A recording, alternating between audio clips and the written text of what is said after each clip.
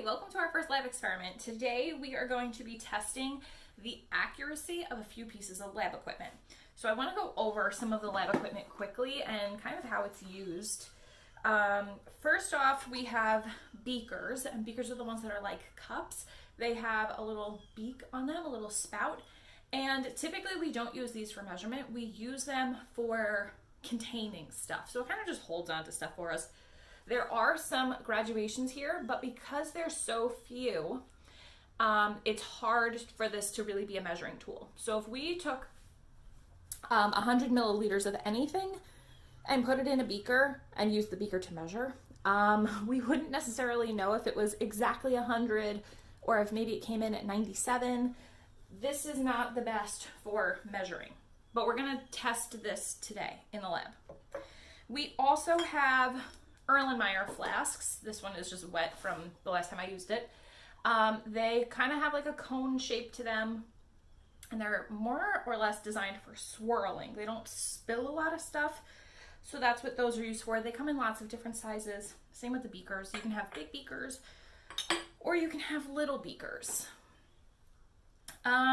We also have, just more Erlenmeyer's teeny weeny, and then we also have an itty bitty beaker. This guy is a 10 milliliter beaker, and he's the cutest thing ever. Love him. I don't know why they're all hymns, but they are. Then we have volumetric flasks, and these are super useful because we use them for making solutions.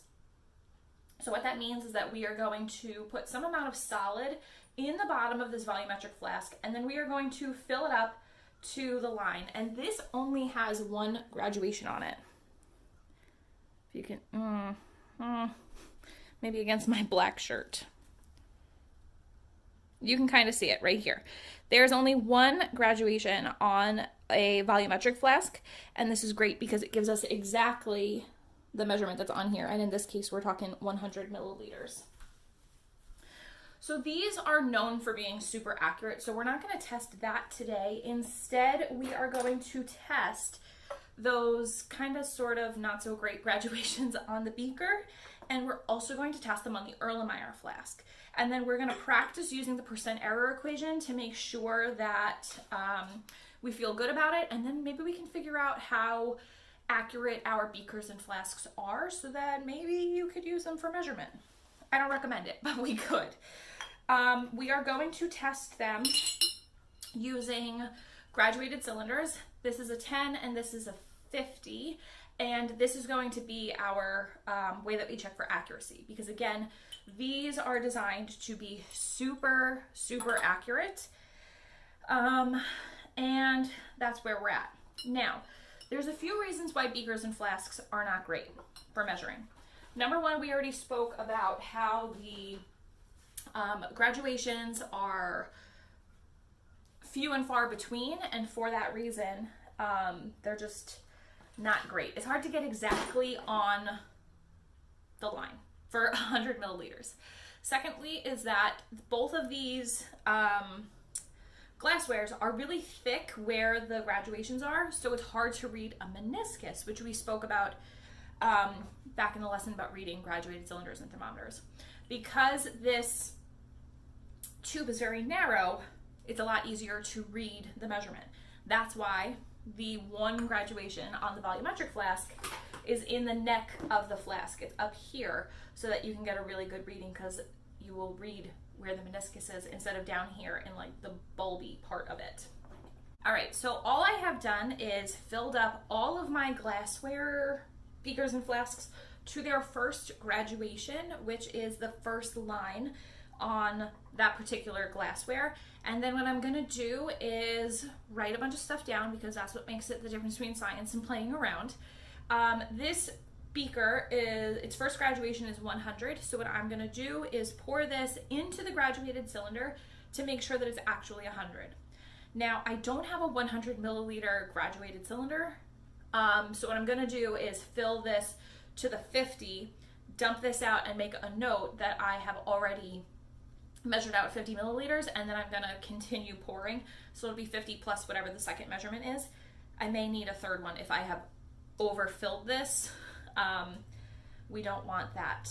We want to make sure that we get a super accurate measurement. So it might be like 105, meaning I'd have to fill this at least 3 times. Well, not fill, but I'd have to pour into it at least 3 times. So that's what I'm going to do now. I'm just going to use this mason jar as a waste beaker. I kind of messed up this mason jar. I was trying to preserve something and it got too hot and my thing melted to the top of the lid, or to the rim of the jar. So I just use it for chemistry now. All right, I'm now kneeling in my kitchen because I wanted you to be able to see the countertop and what we're gonna do. So I have my waste beaker, my waste jar here.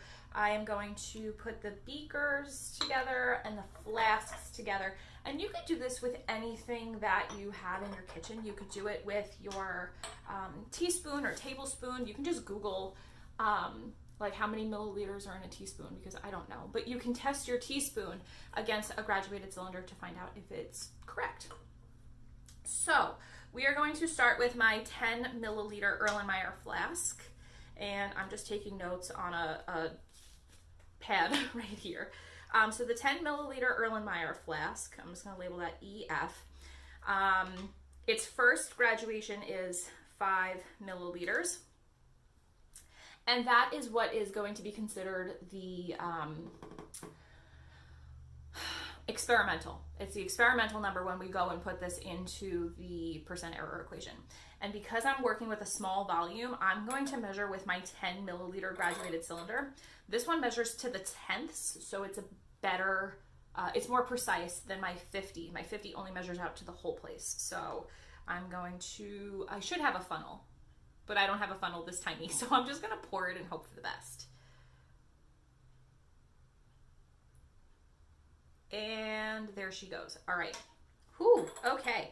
This came in at 4 point, and it's hard to see. We're gonna say that this is 4.80. So already my first measurement is off by 0.2 milliliters, which is actually pretty good considering that this is so tiny that I actually got that close. So I'm just gonna dump that into the waste beaker, and I'm gonna do the percent error calculation with those a little bit later. Next up, I'm working with my 50 milliliter graduated cylinder, so I'm going to write that. The first graduation is 20 milliliters, so I'm anticipating that I'm gonna get something close to 20 milliliters. Now I could pour into the 10 milliliter graduated cylinder at least twice to see if I get close, but I would rather just do this once, so I'm going to use the 50 milliliter graduated cylinder and just measure to the whole number. So I will be compromising a little bit of precision there, but for the sake of this, I'm willing to do it. And that's part of chemistry too, is deciding what type of tools you want to use. I'm just using this because my window's right here, so it's very backlit and it's kind of hard to read. Plus my counter is patterned, it's not a single color, so it's, again, hard to read with that bouncing around. So here I'm at, let's see, 18.8. Should have been 20. So again, a lot of these things are coming in low. I anticipated them coming in high, but that is quite all right. Okay, my 125 milliliter graduated cylinder's first graduation is 50 milliliters. Maybe I only have to fill this once. Let's find out.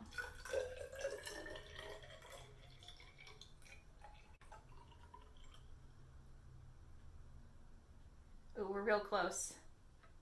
Ooh, okay, it came in under, so I won't have to fill this graduated cylinder twice. This is actually coming out at 49.2. I think that might be the closest one so far. These Erlenmeyer flasks are really not that bad.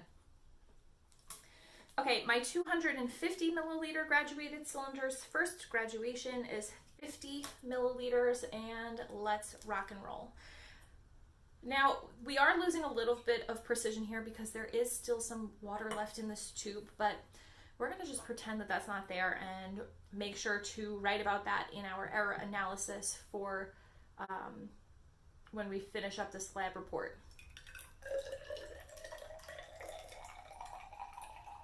Oh, this one's definitely under. That's crazy. Okay, the 250 milliliter graduated cylinders, first graduation is 50, but the measurement is coming out at 38.9. That's the biggest difference in our measurements so far. Wow. Okay, so the 250 milliliter Erlenmeyer flask, in my case, is horrible for measuring. It could be, there's probably two things. Number one, it's the biggest out of all of them, so it's hardest to get accurate on the line because my meniscus is spread out so much. But secondly, it's also probably because of the fact that when you heat up glass, it warps a tiny bit. So this thing has probably sat on heat a lot more than my little Erlenmeyer flask. So that's probably why this measurement is less reliable for those two reasons in combination with each other. Okay, next we're up to the beakers. And I'm going to start out with my little baby beaker. The max on my, I'm working with a 10 milliliter beaker, and the tiniest measurement is, or the first graduation is 5 milliliters. And I'm going to test that one again in my 10 milliliter graduated cylinder, just so we can have more precision. We get an extra decimal place if we use this one. So it's supposed to be 5. Whoa. This one came out to 4.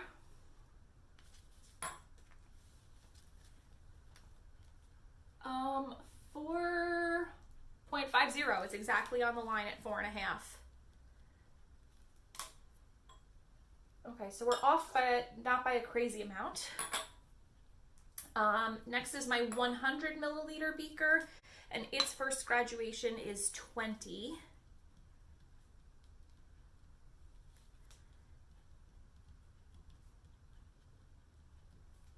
I'll put a picture of this in the video for you. Okay, so my 20 milliliters is actually reading at, wow,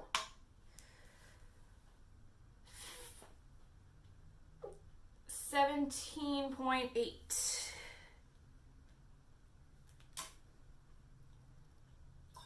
And last up is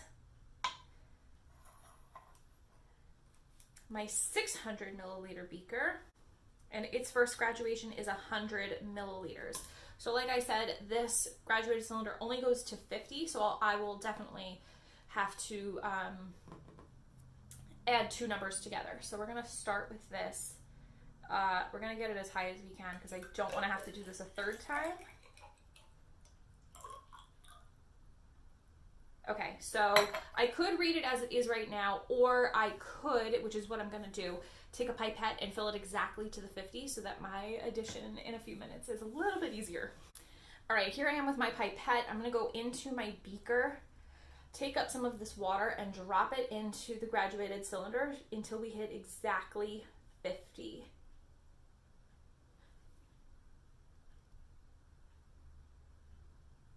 And there it is right there. So I have exactly 50. And I'm going to add that because there's still more water in this beaker that needs to be measured. That was 50.0. Make sure all the water's out of the pipette. And we're going to add more water from this beaker. Beakers are so much easier to pour from. Okay, this one's coming out under, so I won't have to do it a third time. Come on. If ever you have a drop that won't drop, you can just touch the little dangling drop to the side of the glass, and then notice as I do that, I hold the base so that I don't tip over the graduated cylinder. Okay, we're never going to get all of them. That's just not the way that it works. So I have the original 50, and I'm going to add that to 40, 45 on the nose. So that was 45.0. So in total, I am working with 95 milliliters out of the 100 that is the first graduation on this beaker. So those are the numbers we're working with. We're going to take it back to the office and we are going to work on our calculations and figure out which of these technically is the most accurate, although we've kind of figured out that really none of them are that accurate. And depending on what you're doing in a chem lab, like for this beaker right here, the 5 milliliters that we were off could actually be important. Sometimes it is, sometimes it isn't. It kind of depends on the level of precision that you're going for in your lab experiment. But that was the bench work, the wet part of the lab. We're going to go do the calculations right now.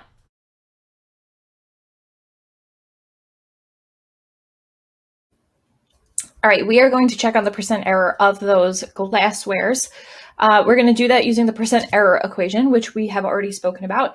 It is the measured value minus the accepted value divided by the accepted value. So what we're measuring in this case was the first graduation. The measurement is coming from the stinky glassware. So this is going to be from the beaker or the flask.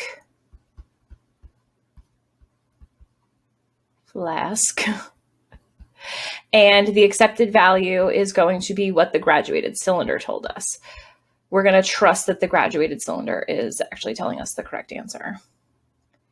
ND, come on. I apologize for the bad handwriting here. So the measured value is going to be the beaker or the flask. The accepted value is the graduated cylinder. And we are going to just roll and get started. So the 10 milliliter Erlenmeyer flask, its first graduation was 5 milliliters, and we actually measured 4.80 milliliters. So 5 is the measured value and that is the accepted value. So we're just going to plug this in and we're going to rock and roll. This is going to be 5 minus 4.80 over the 4.80. And I have a calculator, but I'm going to do this on my phone just because it's a little easier for you to see and for me to share it with you. So we're going to do the 5 minus the 4.80, and that comes out to 0.2. It's technically 2.20, and I'll tell you about that later, but I'm going to do what's technically correct. That looks like multiplying. We're going to divide that by the 4.80. So 0.2 divided by 4.80, and we are getting 1/24. So that comes out to 0.04167. We don't do repeating bars in science. You would appropriately round it. We're not done yet, so we're not rounding it. That's just me cutting it off, so we're not writing everything that the calculator has, because technically this number goes on to infinity. The next step is, because this is percent error, is to multiply this number by 100. When you multiply by 100, you're effectively moving the decimal back 2 places to make your number bigger. So if we move that decimal back 2 places, this is going to be 4.16. That's an ugly 6. 167%. This has a few too many digits according to the science rules that I'll get to in a future video. But for now, we're just going to go out 2 decimal places on this, giving us 4.17% error. Now, if you remember, the percent error rule that we use is that if it's within 5%, then we consider it valid. This is pushing the limits. I 100% would prefer to rely on a graduated cylinder than an Erlenmeyer flask for my measurements. But this is our final answer for the Erlenmeyer flask, coming in at 4.17%. We can repeat this process for every piece of glassware that we did the experiment with. I am really just curious to do the 125 milliliter Erlenmeyer flask because that one was actually really close. Okay, this data here is for the 125 milliliter, oh boy, milliliter Erlenmeyer flask. Our measured value, again, is the first graduation. So in our case, that was the 50 milliliters. That was the first graduation. And we measured in the graduated cylinder 49.2 milliliters. We're going to divide that by the 49.2. This tablet I have is not great for writing. All right, let's check this out. We have 50 minus 49.2. That comes in at 0.8. I don't know why I needed to do that. I should have known that. I think it's because I haven't had breakfast yet. That came out to 0.8. We're going to divide that by 49.2.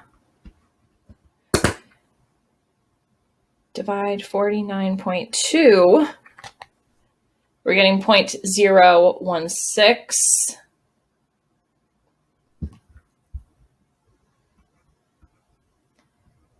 Zero point zero 1.626, so we'll just make it 3. And then again, because this is a percent, we are going to multiply this by 100, which is the same as moving the decimal back 2 places. There's 2 zeros and 100. That's how I remember it. And then this will bring us to 1.63%. And looking at the raw data, it looks like this was our most accurate piece of glassware. That's fantastic. Typically what you would want to do is repeat this a few times just to make sure that it wasn't by chance or me getting really close that one time that I added water to the flask. So that is important to consider. Okay, one last time. We are going to do this for the 600 milliliter beaker because this is the one where we had to add together the 2 volumes, and I'm just curious what that looks like. So again, our measured value is the first graduation, which on this beaker was actually 100 milliliters.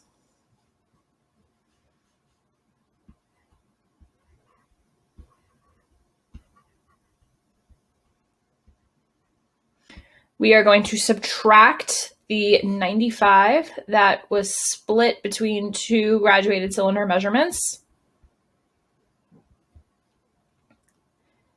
And we are going to divide that by the 95 that we had.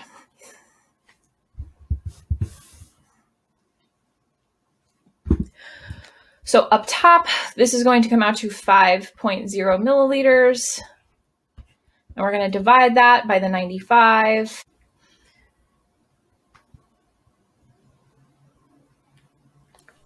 So if we do 5 divided by 95, we're getting a little bit more than 5%. This is, remember, you got to move the decimal 2 times, so it's going to be 5.26%. That's going to come in at 5.26%. So this technically was not accurate. We can't call it accurate because it exceeds that 5% rule.